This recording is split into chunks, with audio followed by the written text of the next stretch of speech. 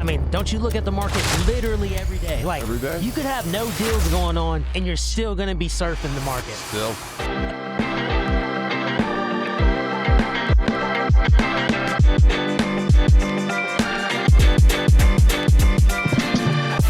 Welcome back, guys, to Real Talk Real Estate. My name's Scott Warner with the Capstone team, brokered by EXP. My neighbor, friend, and all-around homie, Donovan Johnson with Coldwell Banker, Ingle Safari.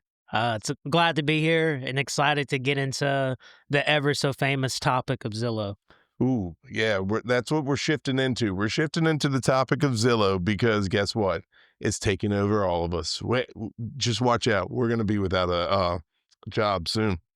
And before I got into real estate, Zillow was like the mecca. Like, if you paid for some Zillow leads, bro, you was getting your money's worth. And now it's a little bit more, depends on who you ask. But Zillow's definitely something that agents have to be, aware. It's like Google for properties. I mean, a lot of people and a lot of companies actually use Zillow. I mean, going off topic and everything, I know of a well-known real estate brokerage that uses Zillow for Zillow leads. And man, sometimes they pop off, sometimes they get you going, but sometimes they don't. Truthfully, talking about Zillow, what do you think drives people to Zillow? I think it's the same thing that drives people towards the iPhone, like comfortability, somewhat of a decent interface, and just very accessible, like Zillow's like a one-stop shop. Yeah, there's other things like homes, realtor, all that, but Zillow seems to be the grandpappy of all these. I mean, like you said, I think people think Zillow is the gospel. Like, It's actually a really good dude. like hey, Zillow, I mean but that's the thing. Like, you have buyers looking at 200 properties online saying, look, I don't need a realtor. I don't need anything. I'm here. I got it myself. But guess what? Most of those people do need a realtor because they're forgetting about things. Dude, absolutely. And when everything's at your fingertips, it does feel like you're in control. And that's great because the more information you have, it's easier to make decisions for the most part. So why do we come in? It's almost like I'd like to restart. I feel like I was going somewhere and then just lost it. With everything at your fingertips, it feels good to be in somewhat control, and like the society and everything we live in, it is more digitalized and not as much like, I can't tell you the last time I printed out a buy-sell contract to bring with me. Even the older people are jumping on the trend of, okay, it's just a couple buttons to press, even if I don't fully understand what's going on.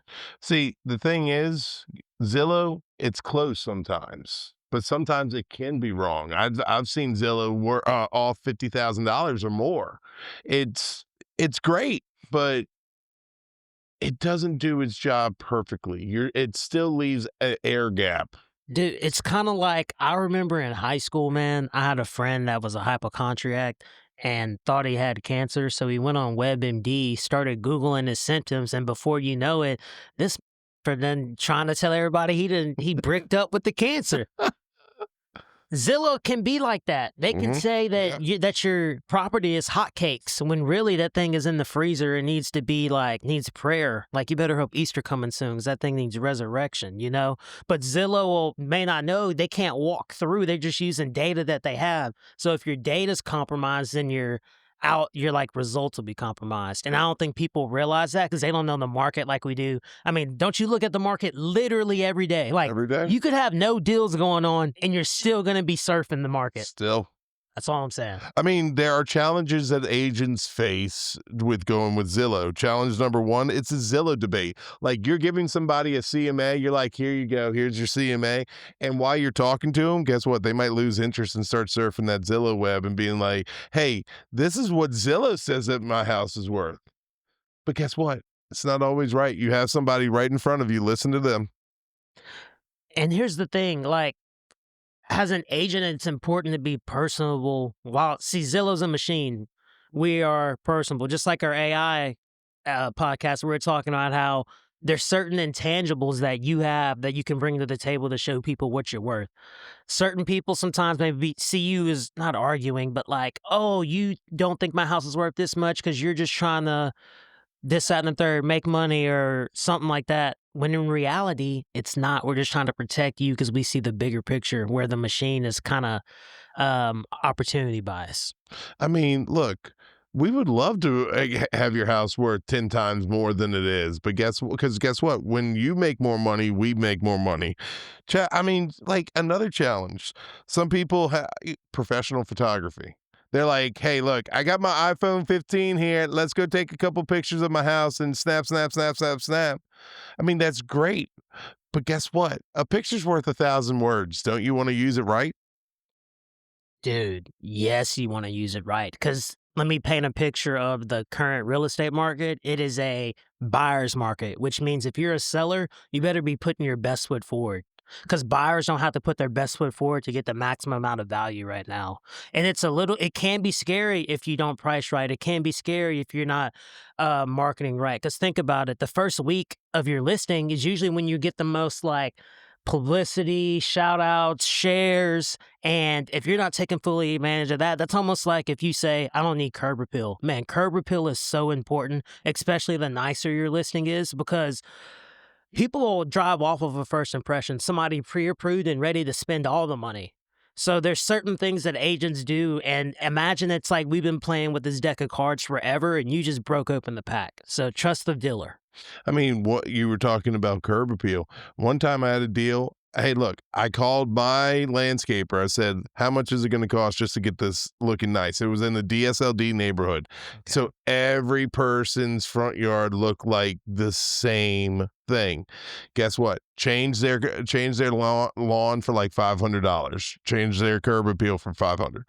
And guess what? Offer the next day. Instant value. I was Instant gonna value. say, and I didn't Offer the even know next day. that you had an offer the next day, but I'm glad you were able to shake back enough, because sometimes people see it one time and they're like, "Oh, boo boo." I mean, the thing is, with Zillow, what I don't like, if you're hiring a realtor to do their job, then you're like, well, Zillow tells me I need to be here and not listening to you the realtor where you need to be. Then it sits on the market. Then you're mad at the realtor. It's not our fault that you wanted it priced sky high because Zillow said that. I showed you comparables in the neighborhood that didn't say that. Follow and trust us. If you're going to hire a realtor, if you're going to pay her for our fees, use us. Let us be the tool and not let us be not secondary Zillow check us. And speaking of tools, like most people that are carpenters or handymen, they have a tool bag, usually a big bag, and there's a lot different bags within the bag for like plumbing, electrical. There's just certain tools that make that job easier. Our job as a realtor is to be like your one-stop shop for that bag. And in the bag of tools, we have Scott talked about the CMAs. You know what a problem is whenever you get the peanut gallery trying to give out CMAs, meaning that your grandmom or your cool auntie that probably overpaid for a house, possibly midway through a divorce. See, we can go on and on about your people, but we're just trying to keep it clean and professional. So don't think that just because somebody tells you something that that's the end all be all. I don't try to just speak on emotion. I'm a big numbers guy when it comes down to real estate. So I'm always be trying to prove something, not skew. Skew. I was Yeah, gonna, my skew head or said skew. screw, but I wanted to say skew. Hey, look, it's a screw. The skew, but Skew you. stop it. Stop it. I mean, but what you were And it saying is really does. exactly right. If a seller brings up a Zestimate, pull it up, compare it to the CMA, show them the differences, show them the comps that Zillow don't see. You said it in the very beginning. I mean, if the algorithm does not have the right tools, then it doesn't get the right effect. And I mean, interior conditions, sizing, everything is a part of a CMA. And Zillow might not have the right numbers. And as an agent, I'm not saying like burn Zillow to the ground Mm-mm. because you may see my house and see my mobile number and call my line directly from Zillow. So I'm gonna dap Zillow up for that. I'm thankful for the internet. Same thing with the AI episode. We got to get better about using the tools. Like if an agent says they like love Zillow and treat it like the Bible, that's not even a red flag. That is no flag. You need to exit stage right. Like that is not good. But Zillow's definitely a Google-like source as far as quick search.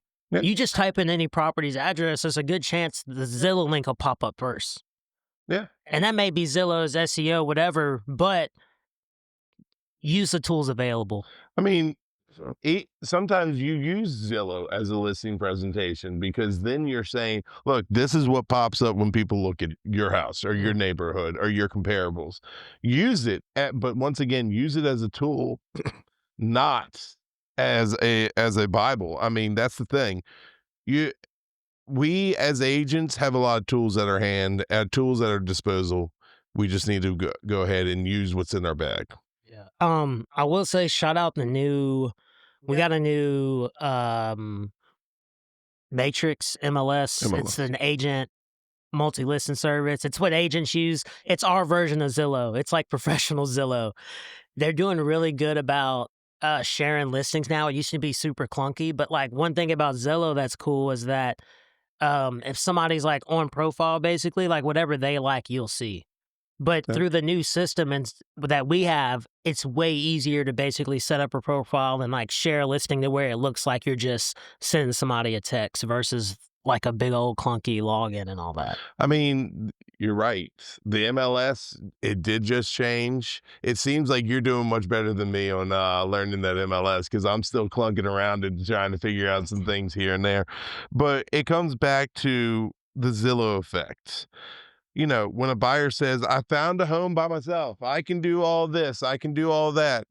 Guess what? You're not Superman. Come down a little bit. Let us protect you. Because if you just say, I can do everything because Zillow says I found this home, there's disclosures, there's things that you need that that only agents can help you with. I mean, you use us not just as our resources, but one tool in our bag is protection. True. Insurance. Yeah. $1 million policy. Yeah. I mean, if we screw up, minimum. Yeah, if we screw up, we screw up. But the thing is, if you screw up, you could be going to court real quick.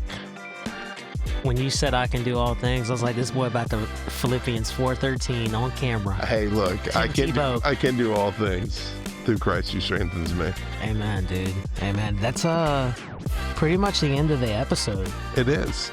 Once again, guys, like, share, give us something, comment, hearts. We love them all. Hey, we'll see you next time.